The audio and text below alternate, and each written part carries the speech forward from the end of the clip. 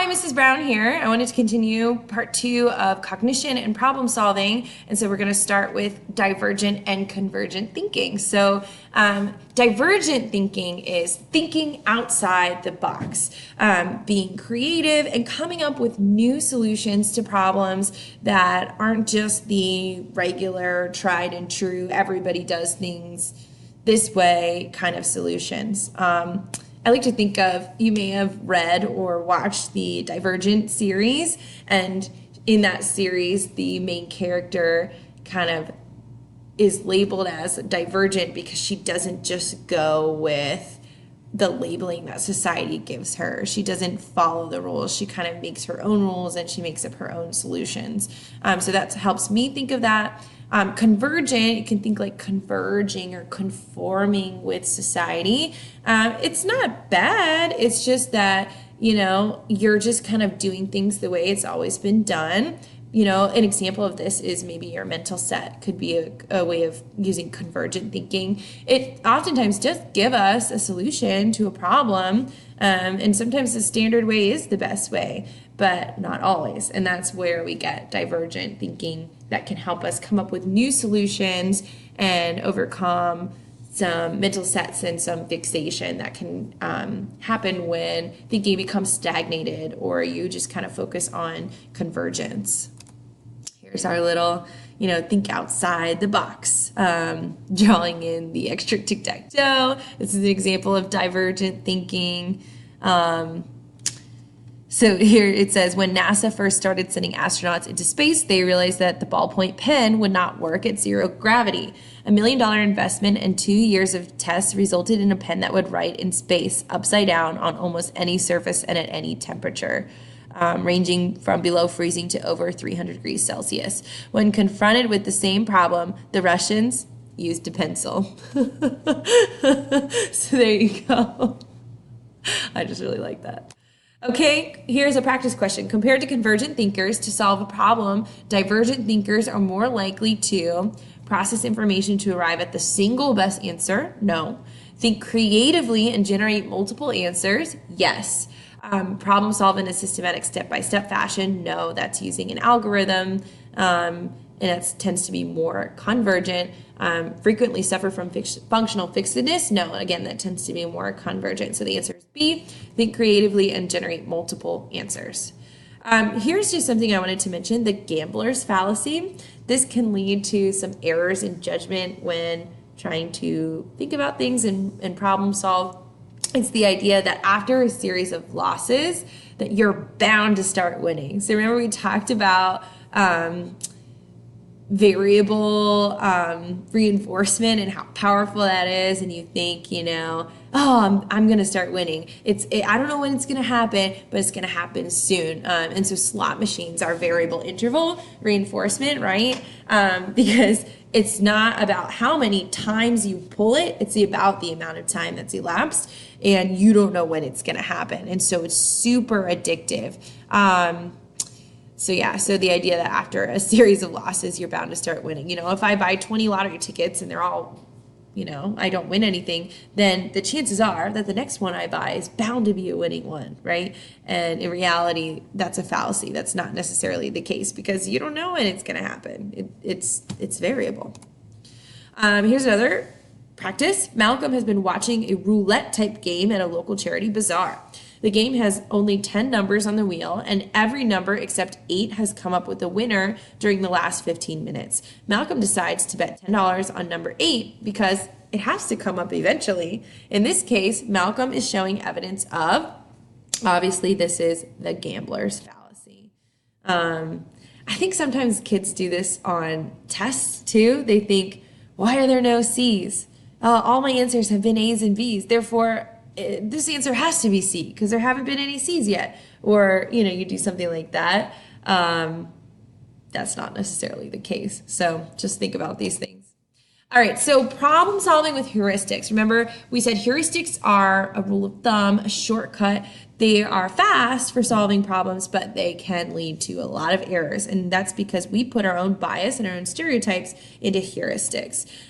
One heuristic that we need to think about is the representativeness heuristic. So remember we talked about a prototype, the most available, best example, first example of something that comes to our mind. So if I were to say, what's your prototype of, a dog? You might think, oh, a golden retriever, or oh, a lab, or whatever dog first comes to your mind can be your prototype. So prototypes go into the representative heuristic. So this is when you judge the likelihood of something happening based on how well it matches your prototype. And what it can do is it can cause us to kind of ignore important information. So here's an example. This is Linda. She loves books and hates loud noises. If the question was, is Linda a librarian or a beautician? You could use your prototype of what a librarian looks like to you, what a beautician looks like to you, your stereotype of those, and match Linda's characteristics and say, well, oh, I think she's a librarian. Clearly, she hates loud noises and loves books. And that very well might be the case. But it also could be that you're just jumping to a conclusion and Linda might be a beautician. So you need to be careful because these things can be prone to error. We do this all the time. I just don't know if we know that we do it. You look at someone and you might say, oh, based on what I know to be someone who's this way, you're not that way. Which of these two went to Harvard?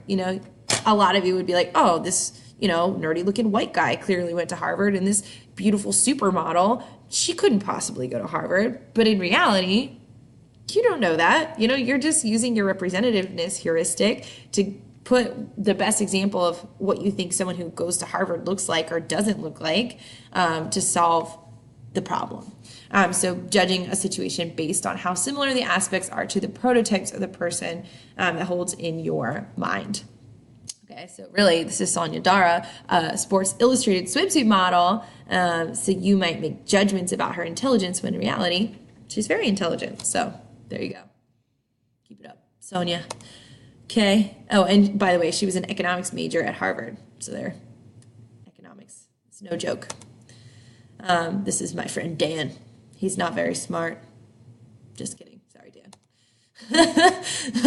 So you might think, blondes. We do this with this blonde stereotype, right? We look at a blonde and we're like, oh, she's blonde. She must be dumb and ditzy. Sorry, blondes. Okay, this is not me. This is just society labeling you. But in reality, that's not necessarily the case. You might look at me and be like, oh, you're a young woman, and make stereotypes about me. But you might not know, all the things that I've done in my life and the way I am with my family and my sons and all of that. So don't judge. Who would you go to for math tutoring? We did this when we were talking about before with the babysitter. Obviously, you might go to this guy, but you might go to the smoking nerd instead of the other guy, but that is using your heuristics. Okay, next one besides representativeness heuristic is the availability heuristic. So the most readily available information that comes to our mind is what we use for the availability heuristic, and we estimate the likelihood of events based on how available they are in our memory. Usually it's because we recently heard about something or saw something, and then we're like, oh my gosh, this is true, this is happening. And this almost goes with confirmation bias, because then you start looking for things that go with this most recent things. So we presume it's common because it just happened. So we do this a lot with tragic events, car accidents, shootings or whatever. Once it happens, or we just saw it in the news, and then we're like, oh my gosh, we're having so many of these accidents, or we're having so many of these shootings. And then you start noticing the news and on all these things, and you're just playing into your availability heuristic. Here's this example. This is crazy, this motorcycle, which scares me because my husband rides motorcycles.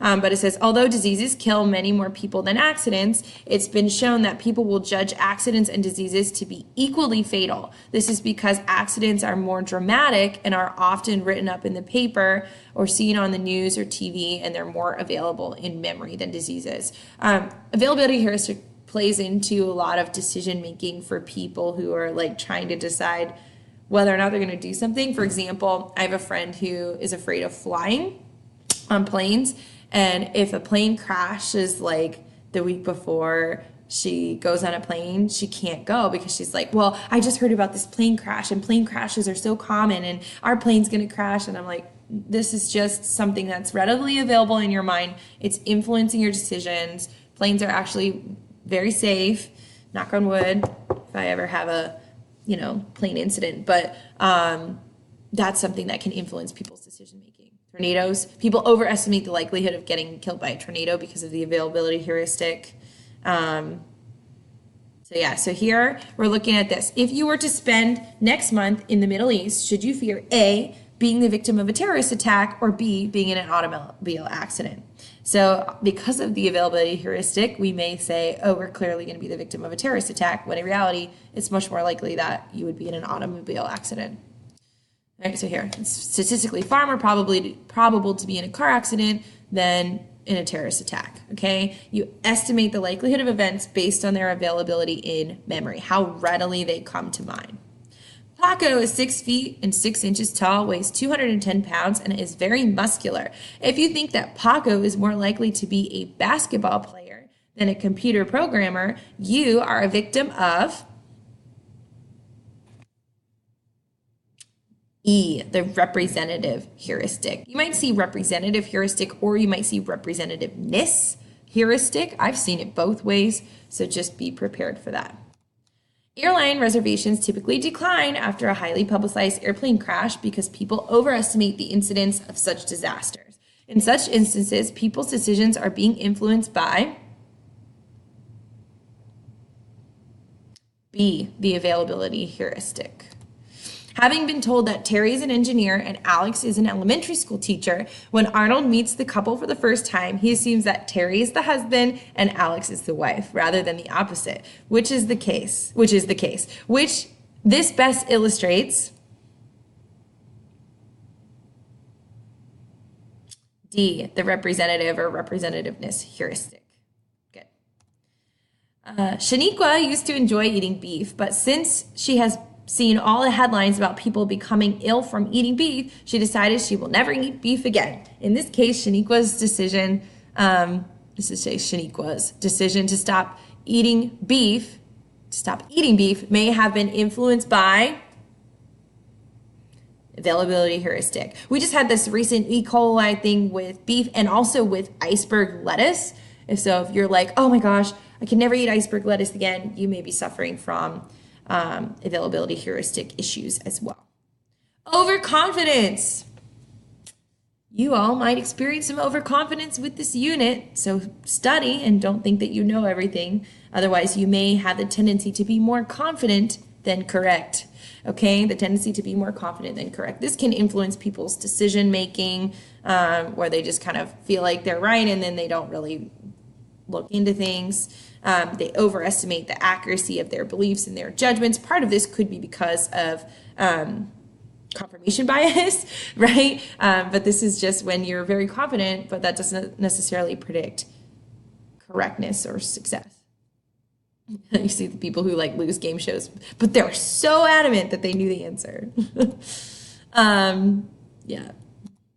Framing, this is how you pose the question, or, you know, we did the Loftus experiment with the different words that they used for the car crash, right? So the way the problem is presented can affect how we view it. 90% of the population will be saved with this medication, or 10% of the population will die despite this medication. So even though these are saying the same thing, this is like drastically different. So the way that something is framed to us can influence how we think about it, our problem solving, and advertisers do this too. So we really have to think, we really have to not be manipulated by framing and the way something is presented. You should not drink more than 2 drinks per day, or you should not drink more than 730 drinks a year. So these are saying the same thing, but it sounds very different. So keep that in mind. You know, the abortion debate. Do you support a woman's right to choose, or do you support the murder of an unborn child? So politicians use this too. Okay, we're gonna skip this. Bias, this is the last one for this video, obstacles to problem solving. Your bias and your stereotypes can influence the way you think about problems, but also other people's bias can influence the way you think. For example, framing is an example of introducing bias into a problem. Okay, all right, so I wanna stop it here and we will pick up in the next video.